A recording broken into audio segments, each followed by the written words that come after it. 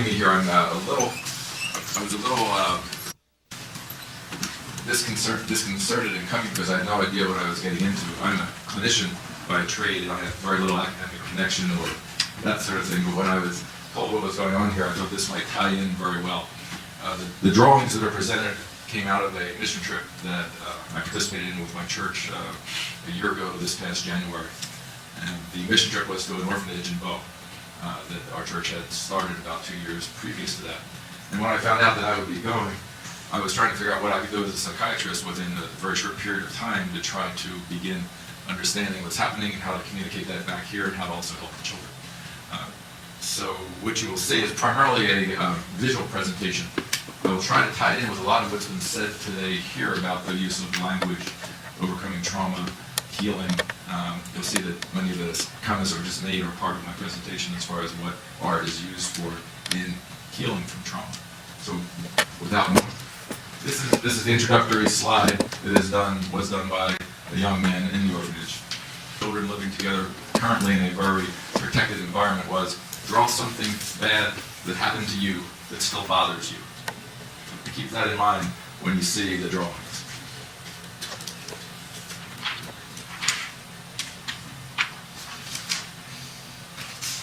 This is how we were greeted when we arrived in Sierra Leone. Particular things to pay attention to are the smiles on the children's faces. These are children, if you would talk to them, listen to them, you would have no idea what's going on inside, buried inside, unless you get very close to them. So these appear to be children who you would see on your streets.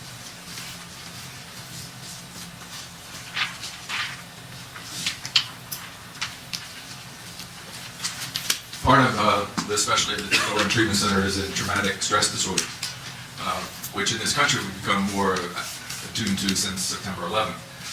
September 11th pales in comparison to the rest of the world, but it's really gotten us sensitized to paying attention to the psychological effects of trauma. When you apply Western standards to what defines PTSD, post-traumatic stress disorder, to the population of Sierra Leone, 99% of the population meets the criteria for traumatic stress disorder. As such, the condition is normalized. And one of the things that I was struck by there were some things in the culture that we have learned through long research in this country and are only beginning to understand that help with the overcoming of trauma, and that has to do with being able to have a story to explain what has happened to you. So in storytelling cultures, there's already some ability to work with terrible things that have happened to you. And it's also a culture of extended family. Even the orphans in our orphanages have people in the surrounding city that are connected to them one way or the other. And these 20 staff that operate the orphanage all support probably 5 different families each themselves, just of the very meager salary they pay in the orphanage. The biggest thing that I was struck by, coming from a white Presbyterian background, actually, though now I'm a Methodist, was the presence of music and dance in the religious services.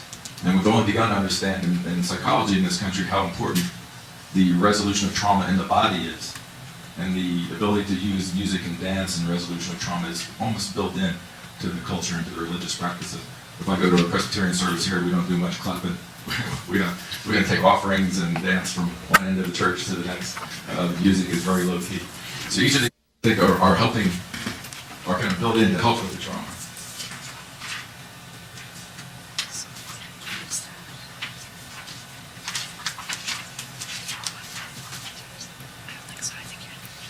So the role of art, medicine, trauma combined, and this was just mentioned, that what we are looking at is 3 different things. One is investigation of the trauma through art.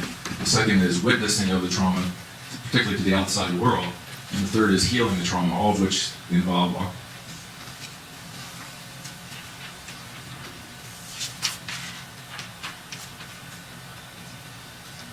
These are some of the kids that didn't make it to the orphanage, and this is a family of street children in Bow. The young lady bending over is about 11 years old, I think. She's collecting water for the breakfast for these children. They live on the street, and there are thousands of children, thousands of these families all across.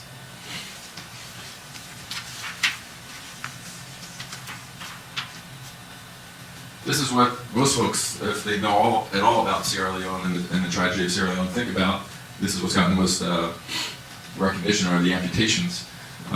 our focus is there's a lot of recognition of the amputations, the need for help with that, but it's really more symbolic than the biggest problem.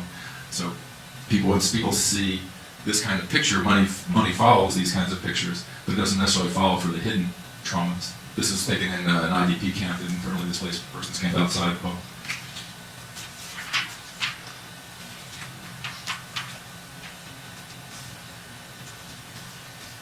This picture is drawn by a 5-year-old girl. The picture is fairly characteristic, witnessing of amputations. This one has less in the way of gunfire than some of the others. You'll see those. Are there any art therapists in the audience?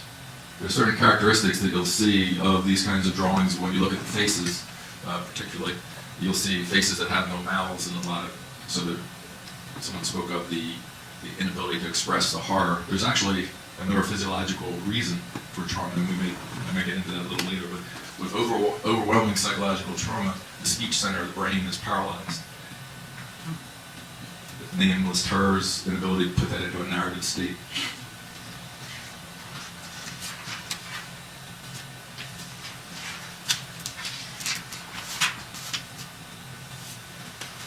Where this overlaps with the science now of trauma is that we now know that overwhelming stimulation to the brain causes a breakdown of the ability to file narrative memory. Narrative memory is what you might remember from coming here to see me today. There's a little bit of emotional content to it, so you might remember it. The amygdala of the brain is a structure that takes incoming sensory information from the thalamus and assigns an emotional value. The more emotional value determines how that then is remembered, where it's stored in the brain. Narrative memory is a non-traumatic kind of memory. If the stimulation is overwhelming, narrative memory breaks down and memories are stored throughout the brain and also in the body in pieces, segments, feelings, pains. There's a repression often of those memories, so they're not in consciousness. And there's a lack of integration of those memories into a story. So there's very little way for the ego, the body, the mind to put together what has happened in a meaningful way because it's been so overwhelming, it's stored in all different parts of the body.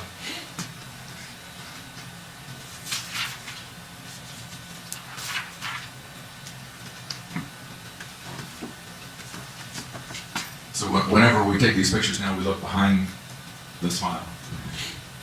Children, even as young as this individual, have a way of remembering things that are not in narrative memory. They remember in terms of their physiological state, and it sets their hormones and their physiological state for the rest of their lives. This is also taken in the IDP camp.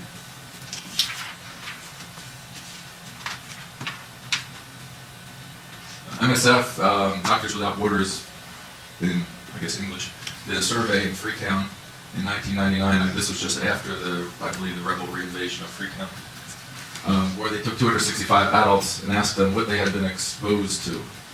This gives you an idea of the amount of trauma experienced. If you could read it from where you are, I'll just go over briefly. Exposure to attacks on village, 84% of the people asked. Now, at that time, a lot of people had come into Freetown from the countryside because they thought it was safe. Exposure to crossfire, 84% were caught in a crossfire. Mine explosion, 28%, aerial bombing, 83%. You can go right down. It's two at the bottom get me quite a bit. Personally abducted 43%. It's almost half of the population. Personally abducted more than at least three times. 22%. Almost a quarter of the population was taken from their homes, taken away multiple times.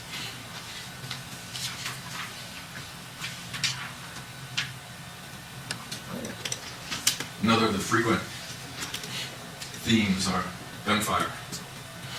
And if you look at these people who are being shot have no mouths. They have very little in the way of expressions.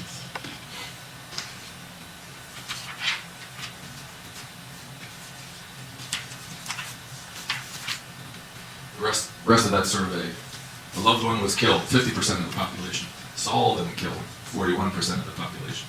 Saul tortured, 54%. Execution goes all the way down. This last number, Saul public rape, 14%, I believe is greatly underestimated. There has recently been a study put out by Human Rights Watch. I don't know if you've seen a 75-page document on the sexual trauma committed in Sierra Leone. So again, if you go over those folks and assign them to Western standards, 99% would be considered post-traumatic stress disorder. We wouldn't be functioning.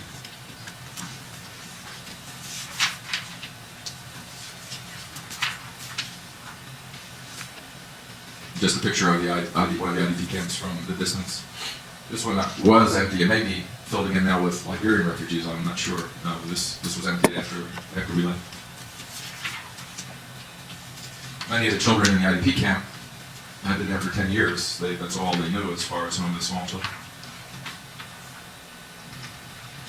So in post-traumatic stress disorder, this is an abbreviation of the official clinical criteria. You have to first have experienced or witnessed some type of terrifying, life-threatening bodily integrity or psychological integrity jeopardizing event. And then you begin to re-experience that in times afterwards. You might have nightmares, you might have flashbacks, you might have intrusive thoughts, often cued by things in your environment. And then you start to avoid things that remind you of that bring that about. You might not go over the bridge where your car was attacked or where your loved one was shot in front of you, or you might be frightened of men that wear red clothes because the fellow who murdered your mother or father had a red shirt on. And then there's a persistent adrenaline state where the body never quite relaxes. And you can see this very easily in folks as you come up behind them with a loud noise, and they'll jump. They don't sleep well. It's as if your adrenaline is constantly leaking out of your system.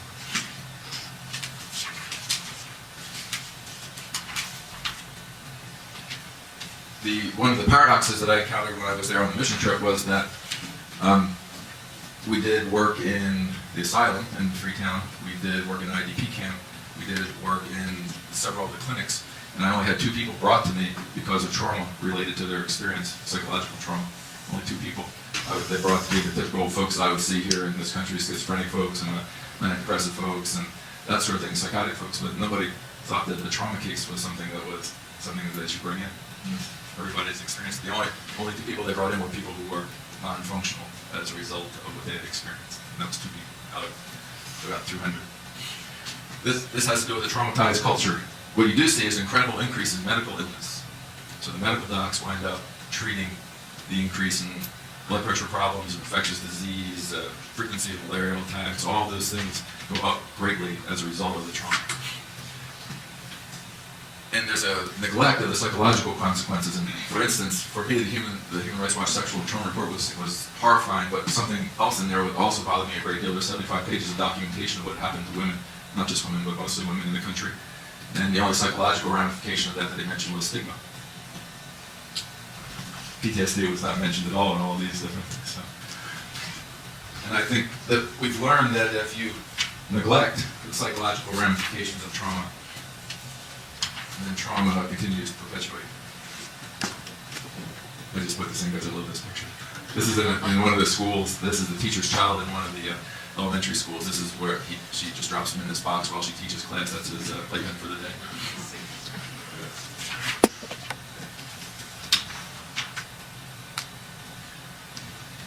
There's a treatment imperative for dealing with psychological trauma, because we now know it's not just in the brain. Well, actually it is in the brain, but it's not all in your head. Well, now how do I say that better? It's physiological and structural change occurs as a result of serious trauma. We know now that there are neurological effects, that the actual size of certain areas of the brain do not increase to the size that they should. The ability to think and reason and rationalize doesn't get as well developed as it should. The ability to function socially is impaired. And maybe one of even the worst parts is that you perpetuate the cycle of violence. And that one of the consequences of post-traumatic stress disorder is numbing. So it becomes easier to do violence to your other fellow men, or you become incapable of response, so you become a victim. So the cycle of violence goes on and on and over again, and I think we see that everywhere, that violence, everywhere.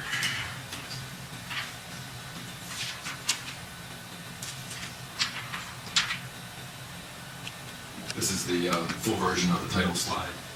The thing that struck me most about these with asking the children was, draw me something bad that happened to you. That's a singular question. Something. There was not one thing on any of these.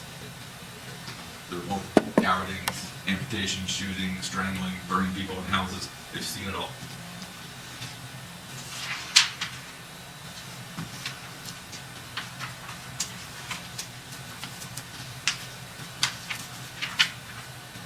This just goes over how we got there. It's not particularly important, and I'll save it for the value of time. This was originally a PowerPoint presentation, but I didn't bring the right adapter, so that's what's making it go a little slower.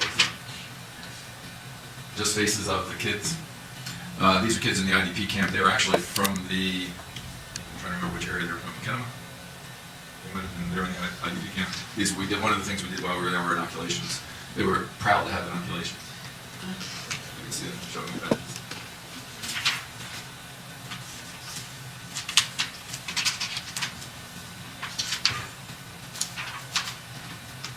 This is the center where we went. It's called the Child Rescue Center. It was founded by the United Methodist Church in Bow in 2000, after a millennium offering from here.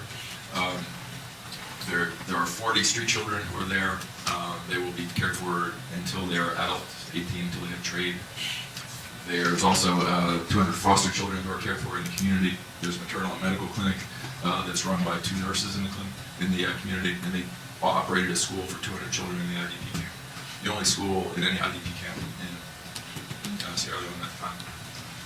So kids growing up 10 years in a camp had no formal school.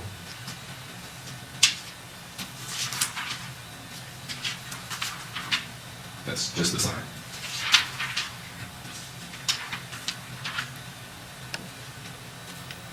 Another drawing, you might have noticed the numbers. Part of this is actually an exercise in a relatively new technology in trauma treatment called IBM desensitization and reprocessing. I don't know if you all heard of that. Okay.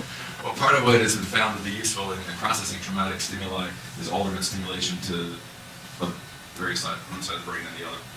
And IBM desensitization has to do with the process where you have someone look to one side or the other while they relate an image that they've encountered.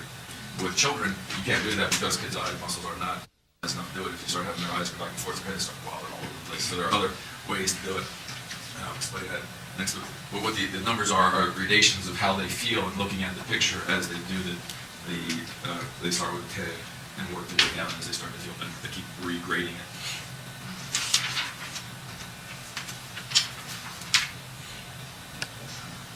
Again, 50% of these are, of 40 kids, 50% are graphic violence. It's the other ones actually that are more worrisome. The ones that do not have organized representations of the violence. This is the outside of the clinic, street in Bow.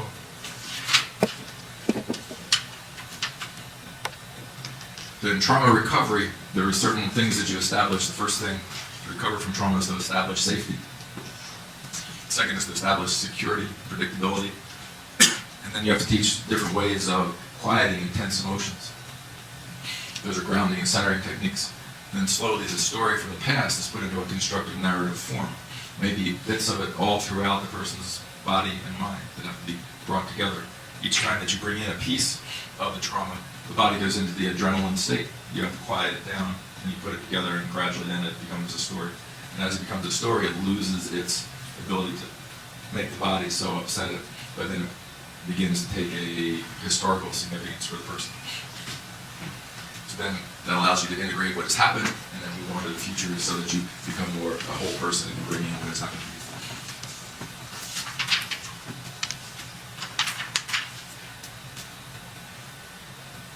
So I haven't shown any yet that don't show trauma, have I?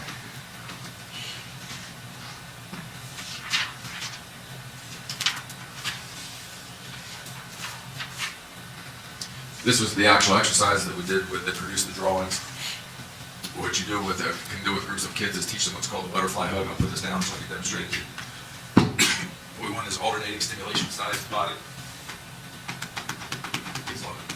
So what they do is they draw the picture. Something bad has happened to them, look at the picture. As you're looking at the picture, do the alternating stimulation. Stimulates opposite sides of the body, helps them calm down with their seeing. It's one of the EMDR techniques applied to children. The tactile sense is very comforting. You can do it with kids. And actually, I should take this back up. Actually, they were doing this in Sierra Leone before I got there. One of the things I did was speak with a group of ministers that were assembled that were beginning a trauma training course, and they began it with a song. And as they sang, they clapped. They clapped like this. So built into the culture, built into all human beings are ways of dealing with trauma. We become so cerebralized, is that a correct word? That we're not in touch with a lot of those.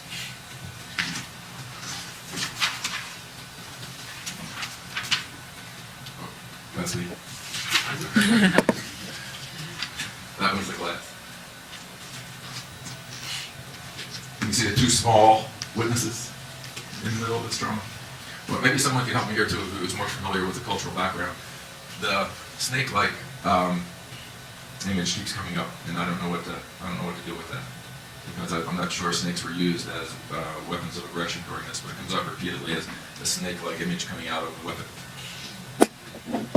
That particular term, I think they call it snake patrol, in which the rebels actually went out to find food, and then they will kill anything that they found on their way. So I'm not very sure that that has anything to do with that. Yeah.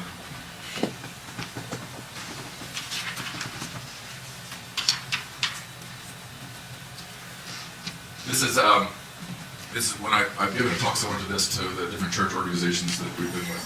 The first sentence is the kicker for me, is that the drawings you're about to see may not be suitable for young children.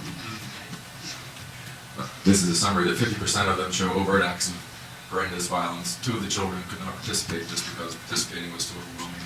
2 of the children had a reactivation of intrusions that night, nightmares. And this is the danger of doing this work, is that you reactivate before people are ready to deal with it.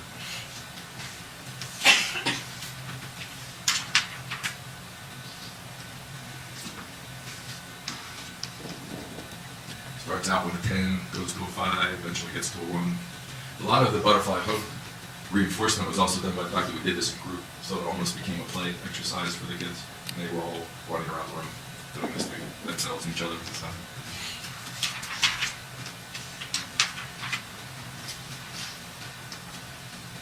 Another frequent theme, the lying down on either the bed or the casket. I'm not sure what that represents, but that's a frequent, comes up frequently. The burning within the houses.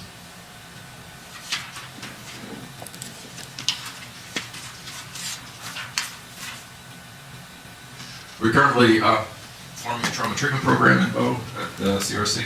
We've applied for funding for this and have several grants that look quite good. And what we're going to be doing are teaching trauma treatment skills. We're going to be going back on a yearly basis to get a evaluation of how these kids develop over the next 18 years. I'm a little afraid of what's going to happen as they get more teenagers in the group. Right now, the majority of kids are younger. So we want to see what happens over a period of time. And we're going to be using a holistic approach to trauma treatment. There will be art therapists, there's going to be a somatic educator, a body therapist that's going to work with us. And it's going to rotate. It's not just going to be the same people, so that all different people have the experience of going back. We're going to try very much to make a database out of these children to use to understand how trauma works and how then to communicate it to different organizations. That's our website if you'd like to take a look.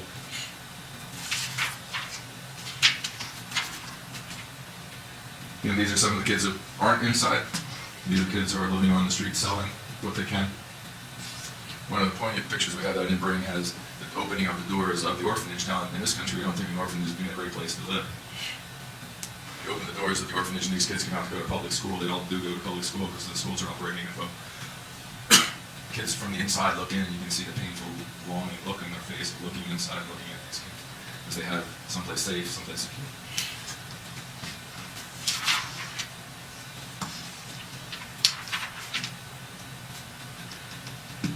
There's just too many of them. And this is, you can see a little bit of that here. These are kids going out to school, and one of the kids who's selling in the bazaar out front there is looking in.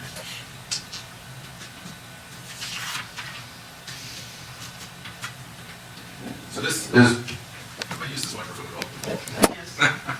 This is pretty much how I think what we're doing is connecting with the themes of this conference are, is that we use art and therapy all the time, particularly in trauma therapy. That it allows the expression and organization of memory pieces. These traumatic pieces of memory are filed all over the place. They're not connected. And when they're not integrated, they're a problem. Because when you activate an unconnected piece of memory, something fires in your body. You react, you avoid, you personalize, you dissociate, a lot of different things. But art helps to bring those pieces together, and then it starts to put them together in a sense into the narrative so that you can begin putting the story together. And the last thing that it does is also gives witness to what has happened in the culture to other folks. And that's why these are here today. That's all I have. Thank you very much.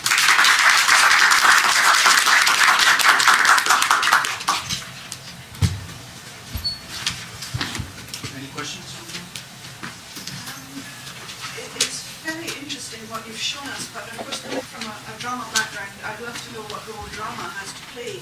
The bits and pieces that I've seen in Freetown have quite worried me because they very much follow the government directive of saying forgive and forget. And something that Akin and I saw was a dramatisation of a kind of violence, but fairly anodyne in its presentation. And then it moved swiftly to a ritual of forgiveness, of touching the feet of the headman, and finally he forgave them. And you just felt there was a huge gap in between, which would seem anyway to be like a festival of the soul if it's not as well. I'm having trouble translating how we treat trauma here versus how we treat trauma in a culture where the entire culture is so traumatized. Here, for cases like this, we would spend 2 years perhaps in having folks learn to deal with the sensations that are occurring in their body and their memories. And one of the things we're hoping to learn from working with a program like this is how you do that in a bigger way and a faster way. I think a lot of the ritual is very important, and again, taking something that has that is just a sensation in the body. You may not even know that it's related to something that's happened to you, and starting to put it into a form that you could deal with it. I was thinking of this when talking about the language changes earlier on. The language changes sound very harsh, but on the other hand, if what you have is some feeling state or some part of your body that's in pain or some disconnectedness, then by putting a name to that, it becomes less toxic, and that's part of the healing process. So, we're learning much more than we're teaching. Frantz Fanon, during the revolutionary writing psychologist, said that trauma resisted both the torture. Did you find that to be true? The folks that we Would work you with. use the microphone? I'm sorry. Could you repeat the question? There was an allusion to Frantz Fanon and the persistence of the trauma in both the what we call the perpetuator and the victim in this culture. Yes, I believe that is the case. The problem is that the perpetuator gets a different approach. The children that we have are not child soldiers, so they didn't necessarily get directly involved in that. Well, there may be two, but we're not admitting that. So there's a different, I'm not sure how to answer your question. That needs to be worked with just as much, if not more so, what lives on in the perpetuator. But what is the difference in the treatment? In the treatment? At this point, I'm not involved in that side of the treatment, so I can't tell you directly. But if we get more involved in it, there will be a whole lot more physical work done on that side. Yes. You mentioned the 3 different purposes of using art therapy. Do you have different forms of art therapy for each of those purposes, or do you generally approach someone and ask them to express themselves, how they're feeling at that moment? Do you guide? Could you explain a little more about what you do with art therapy? Well, they're here. Now, this is the first exercise we've done there.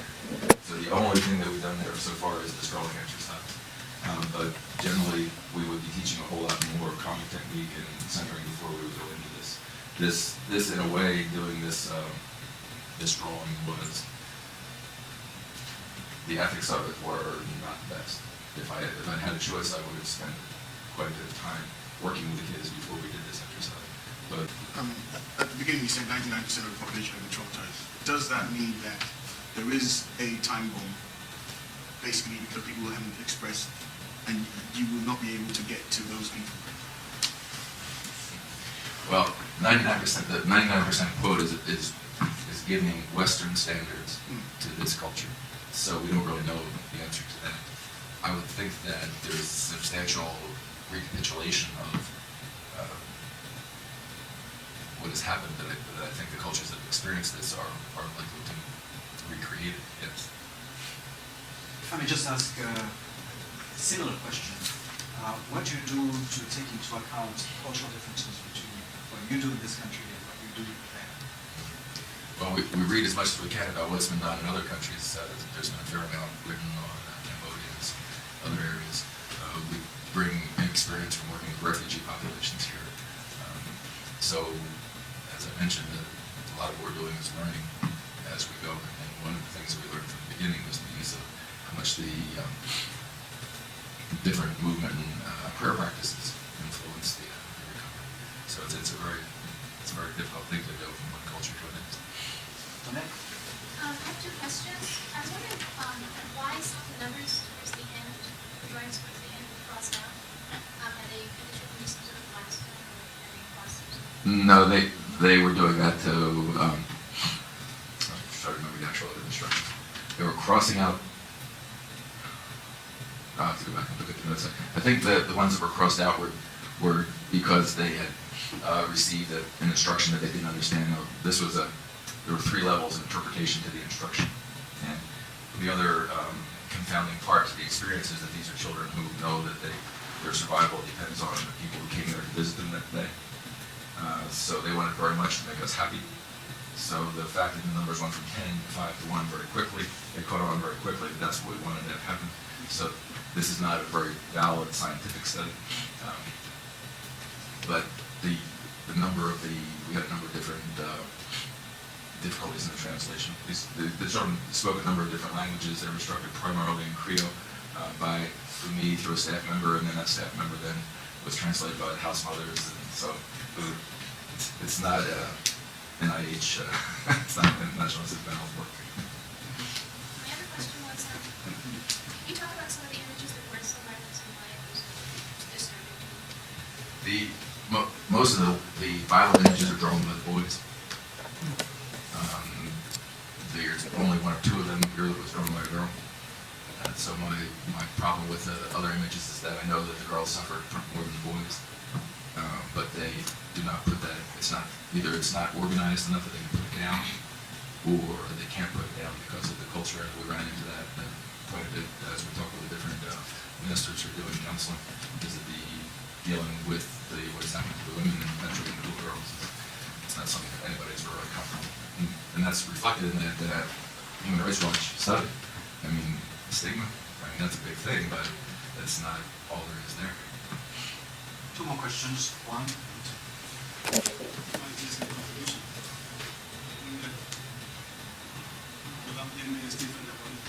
Certain gap between the trauma and the exercise people and children to do. I have a student who somebody Liberian refugees in Ghana. I'm sorry. I had a student who did research with Liberian refugees in Ghana, using art therapy. And I think it's quite true that there's some gap. And usually they are not ready to reveal a lot of the things they feel until they feel very comfortable and confident with the researcher. And currently also in Ghana we have a situation in northern Ghana where a prominent chief has been assassinated. And I went in a university where this is a tribal thing. So our students from both sides, and the government is doing the same thing, asking them to forgive. And it's not working. And I have tried to bring them to do some exercise like this, and they simply refuse to do it. And they will not write down their thoughts. So I think that there's need for some kind of dramatization or another means as a bridge to come to the level where you can actually put down some. Yeah, I think this is one of the learning opportunities for trauma folks in this country, is to learn how to approach this kind of situations. And one of the things I was struck by, and everyone that, over the course of time that we were there, we talked to after they got to know us for a few days, had their individual story to tell, but nobody volunteers it. I'm not even sure, and maybe you can correct me, people who are from the country, the culture itself, whether or not they talk about it to each other, what has happened to them. Because once you start talking about it, and also someone who's been similarly traumatized, the same stuff gets going in you as it's going in him. So it can be a very volatile situation. So I think we have a role, folks who have a therapist role or a role of being relatively less traumatized by that particular kind of thing in that situation. But I would think the same thing is that you do have to spend a lot of groundwork before you do any serious work. And these kids have been in that orphanage by the time we were there for 2 years. So they were comfortable with, particularly the staff there. They knew that the staff were there to protect them. They knew that we had supplied them with funds for 2 years. So I think that helped some with getting into some of these things. My question links with what Hitler said and what Francis mentioned the other time. And it's about how all that we do, whether those working with children or those of us who are looking at language and working with adults, how do we work towards seeing that this doesn't happen? Because I have this little fear that it could all happen again. And we should be looking at that so that the conditions and exploring what actually led to this and talking things over and not rushing to forgiveness. Because you just need the kind of settings to be in place. And it can happen again. And it's very, very wrong. I found it coming from Western culture where forgiveness is definitely not in our culture, Clint Eastwood and all of those folks. I found it very hard to understand how folks were going to begin to forgive their neighbor who they knew they saw execute a friend of theirs or their family member who tortured someone who was back down in the community. And maybe Sierra Leone will teach us how to do that, because I don't think we would come close to it. I'm not sure how we did it in our own civil war.